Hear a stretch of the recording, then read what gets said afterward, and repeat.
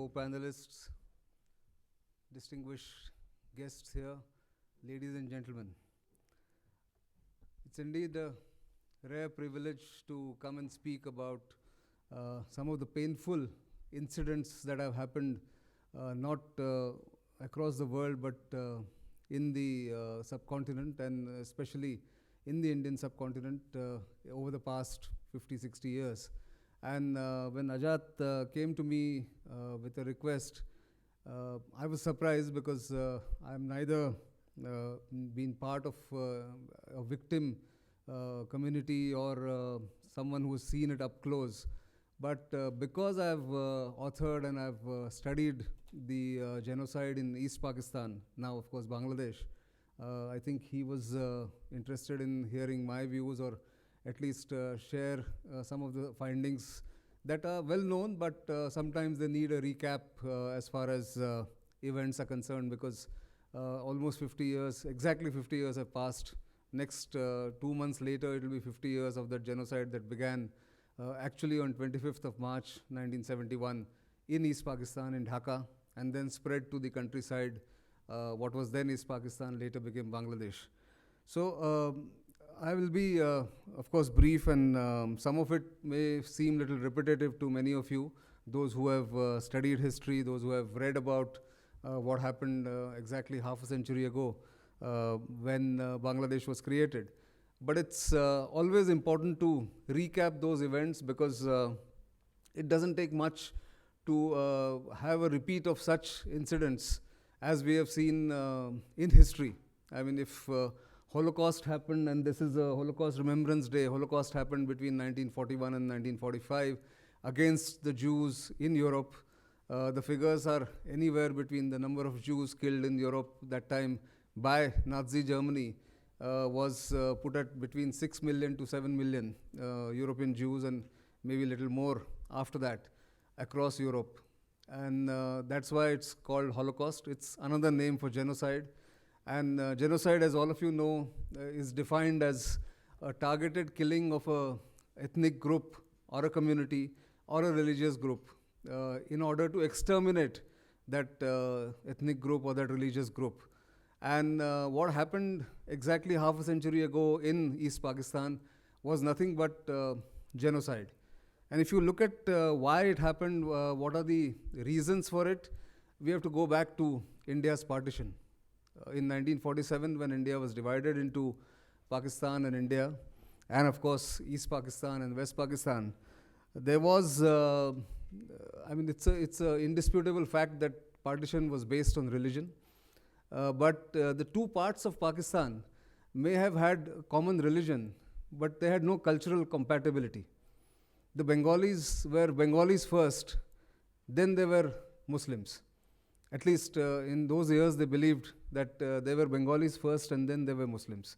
Islam was a religion for them which was not so important as was their culture, their language, their music, their literature. And therefore, it was an artificial construct when Pakistan was created, East and West Pakistan. They had nothing in common. They had absolutely nothing in common except religion. And that too, the way religion was practiced in the two parts of Pakistan that time was also different. So when this country got created, there was already obviously a lot of differences between the way people viewed religion, people lived their life, or looked at themselves. And of course, there was another anomaly in the entire construct of Pakistan as a nation state in 1947.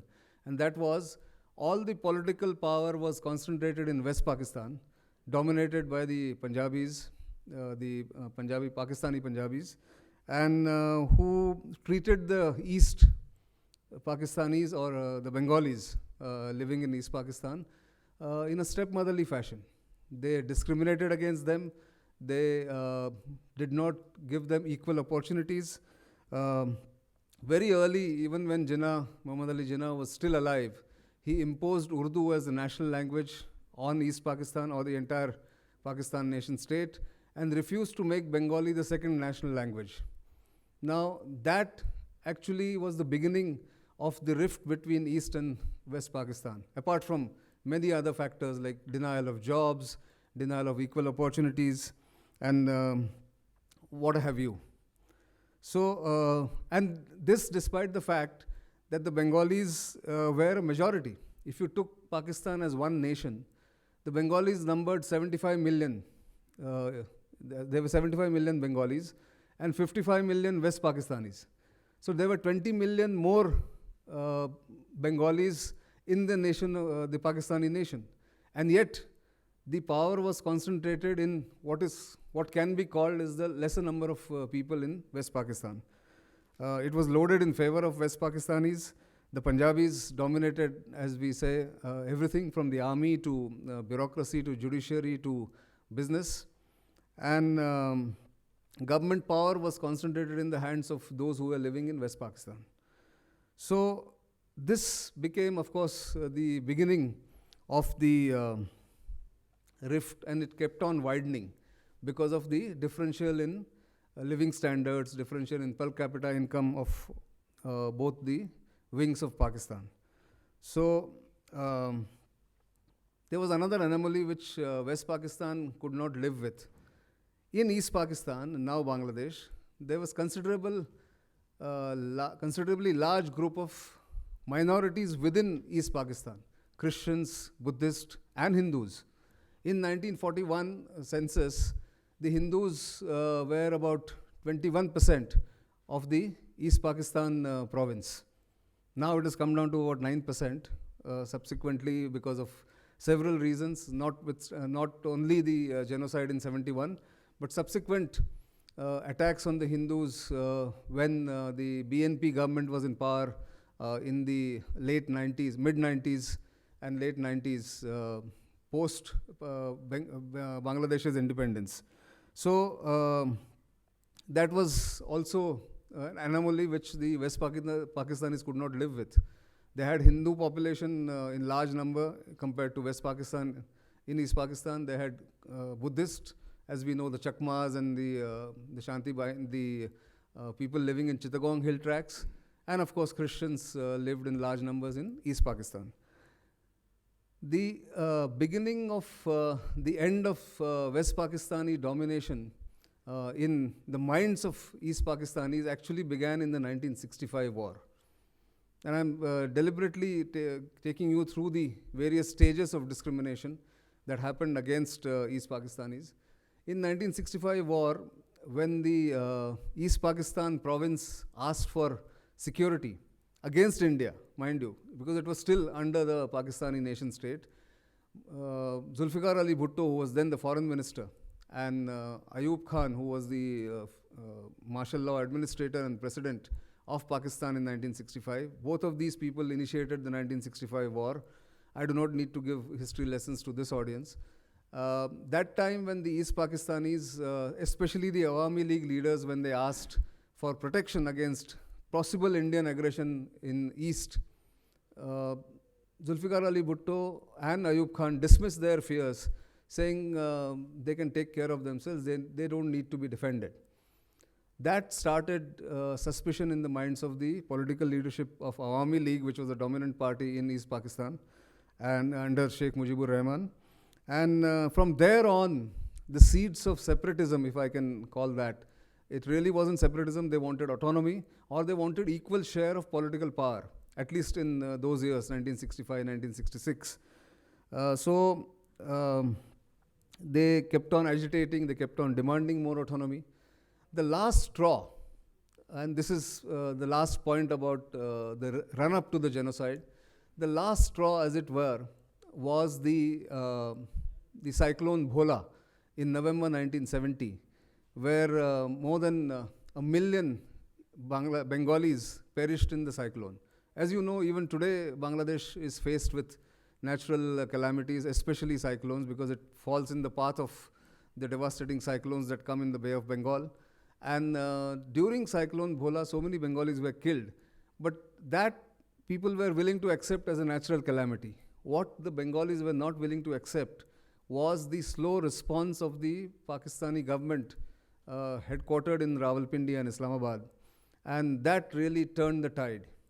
So when within a month there was a general elections held for the Pakistan National Assembly in December 1970, the Awami League swept the elections.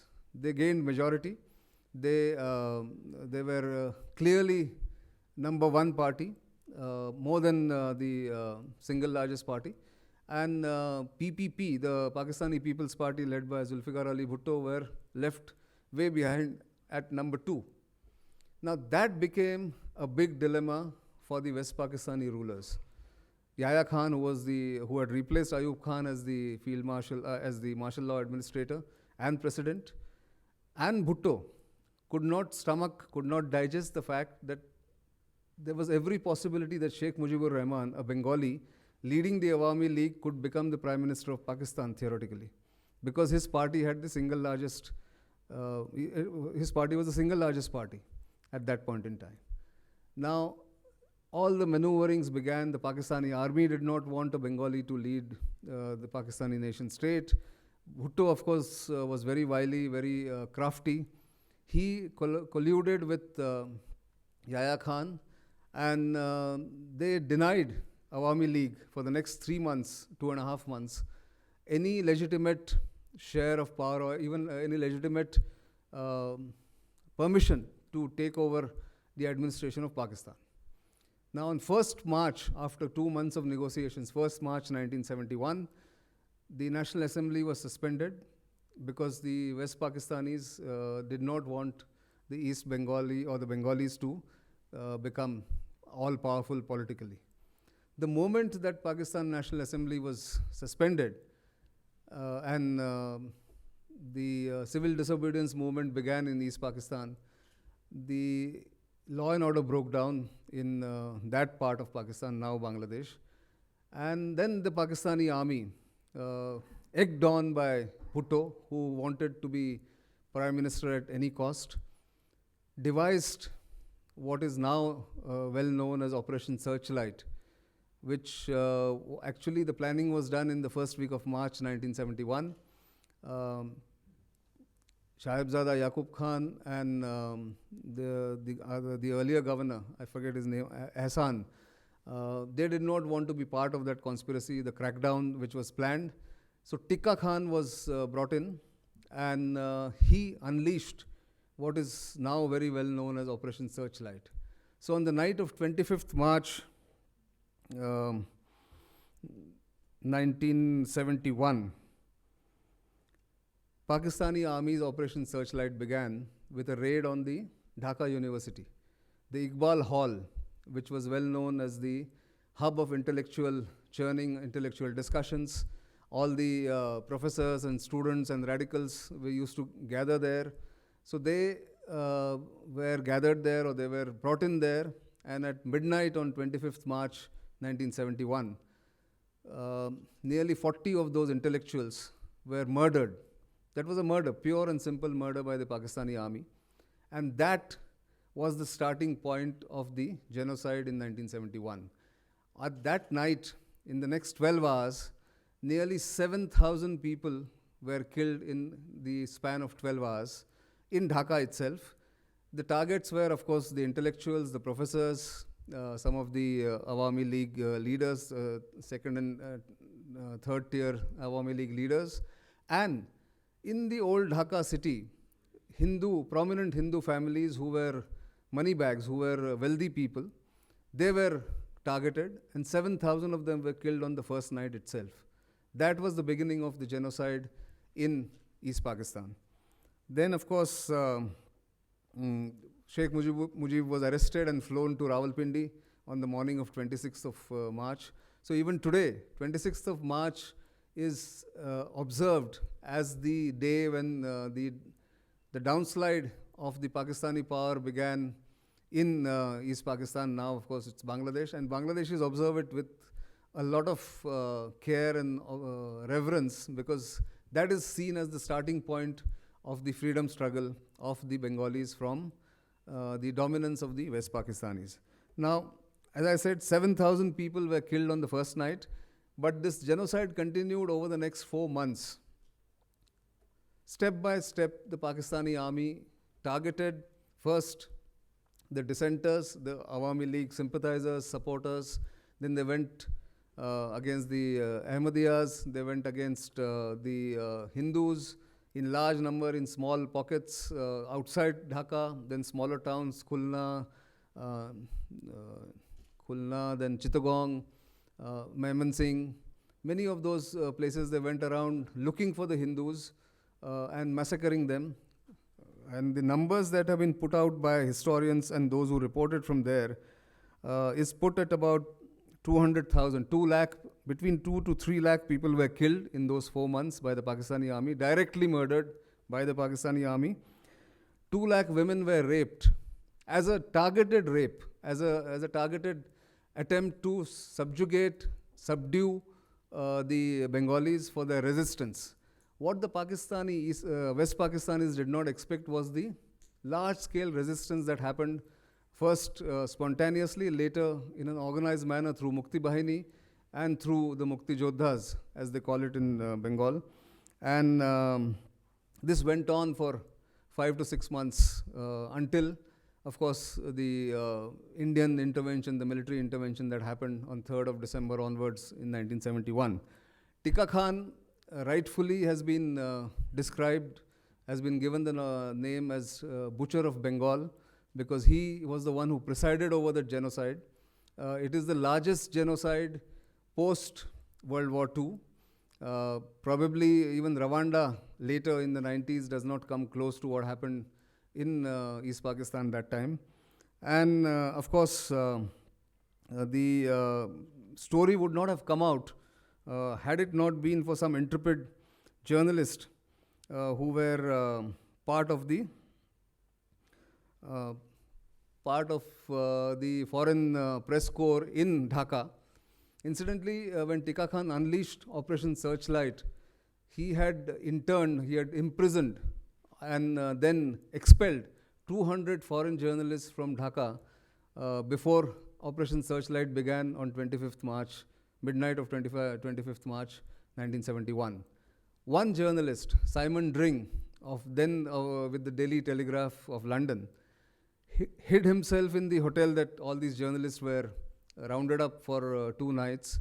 He managed to escape the attention of the people, and he came up with a report initially on 30th of March 1971, giving the first glimpse of the horrific attack and the pillage and the loot and the rape and the killing that had happened in that week between 23rd to 30th March. That was the first peep into the Holocaust, the genocide, whatever you want to call it. You give different names, but the fact was that so many people were being killed. Targeted killing was carried out by the Pakistani army in those months, first the weeks and then months. But the biggest impact of the genocide coming to the world's notice and the world sitting up and taking notice of what had happened in East Pakistan actually came through an insider. Now, that's a very interesting story. Many of you would have heard of this name, Anthony Mascarenhas, who was a West Pakistan-based journalist based in Karachi of Goan descent. He was from Goa originally, but had gone and settled down in Karachi. And he was part of a conducted tour of the Pakistani army to East Pakistan, who wanted to show off what they had done to the East Pakistanis, the targeted operation, as they called it, to try and straighten out the Bengali mind or straighten out the Bengalis. So a group of West Pakistan-based journalists were taken on a conducted tour of the Bengal or the East Pakistan countryside. And of course, all of them came and wrote glowing pieces. Most of them, a majority of them, wrote glowing pieces about the Pakistani army's systematic operation in East Pakistan. But Anthony Mascarenhas couldn't get over the fact that what he was witnessing, what he was made to witness, was nothing but genocide, nothing but targeted killing, nothing but crime against humanity. So he wanted to bring this to the notice of the world. But he had one problem. His family was in Pakistan and he did not want them to be targeted by the Pakistani authorities. And in those years, he has written it himself, that those years, Pakistanis, maybe even Indians that time, couldn't go abroad for more than twice a year. So he had already been abroad twice a year, so he couldn't have gone. So he sent out his family, and then he escaped via Afghanistan and Turkey to Europe, and went and met the editor of London Times, Harold Evans, gave him the entire story, who, of course, cross-checked and believed him. And on 13 June 1971, London Times carried a banner headline, eight columns in its pages, just with single word, genocide. That report was the turning point in history of East Pakistan and history of genocide. The world came to know about the genocide through Anthony Mascarenhas, and I'll read out only one small paragraph what Anthony Mascarenhas wrote in his report entitled Genocide, which was published on 13 June edition of London Times. And I quote, "I saw Hindus hunted from village to village and door to door, shot offhand after a cursory short arm inspection showed they were uncircumcised. I have heard the screams of men bludgeoned to death in the compound of the circuit house in Comilla. I have seen truckloads of other human targets, and those who had the humanity to try to help them hauled off for disposal under the cover of darkness and curfew." This is just one paragraph which describes the horrific incidents and happenings that were taking place in East Pakistan at that point in time. That opened the floodgates. The world community took notice. Superpowers came into play. India, of course, was facing huge inflow of refugees. Initially, a mixed population of Muslims and Hindus, but at the end of it, mostly Hindus towards the end from June onwards, mostly Hindus living in East Pakistan were forced to flee East Pakistan and come into Tripura, Bengal, Assam of that point in time. And the rest is history. India was burdened with the refugees, even when India was a poor country at that point in time, 50 years ago, and which forced India's hand, Indira Gandhi's hand, and then, of course, all of you know what happened. So the point of recapping all this is, and talking about the genocide is, that genocide can happen with hubris, with arrogance of power. Genocide can happen because a majority community or those who hold power do not want to share power with those who do not have power, but they have legitimately won political power, and then this happens. So that is an example in East Pakistan, which actually gives us a glimpse into what human mind can do and what human mind can think of.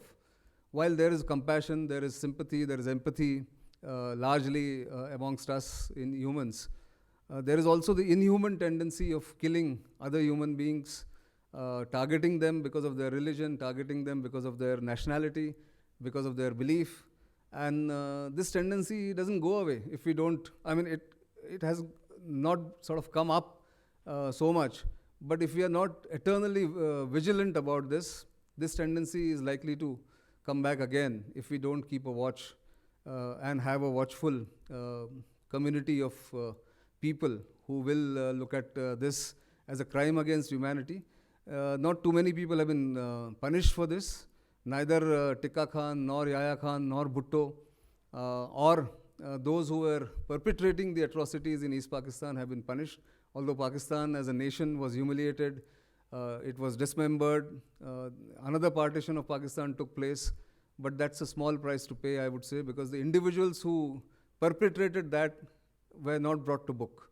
Maybe there's a lesson there that those who were responsible for that genocide should have been actually punished publicly and maybe given appropriate punishment. That probably hasn't happened, and that's something that we should look ahead. When we look ahead and try and prevent such genocides, that should be a lesson, that those who perpetrate such inhuman acts must get punished and must get their due comeuppance. I think that's something that we should carry as a takeaway from there. I'll stop here. There are other eminent speakers who will be speaking about various other examples and various other incidents in the history of subcontinent and the world. But I must thank Ajad Jamwal and his team of organizers for giving me this opportunity. I would love to have stayed on, but there is a medical emergency at home. I actually should have gone out of Delhi yesterday, but since I had committed to be here, I said I'll come and speak and then take leave because I have to rush back again. But thank you very much for this opportunity once again. Thank you.